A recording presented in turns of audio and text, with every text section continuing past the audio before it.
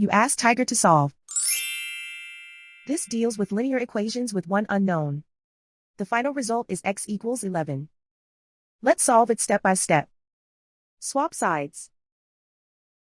Group all constants on the right side of the equation. Add 9 to both sides. Group like terms. Simplify the arithmetic.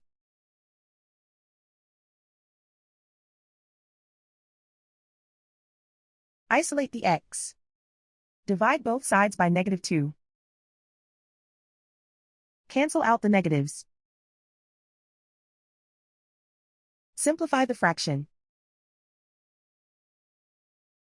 Cancel out the negatives. Find the greatest common factor of the numerator and denominator. Factor out and cancel the greatest common factor. And so the final result is x equals 11.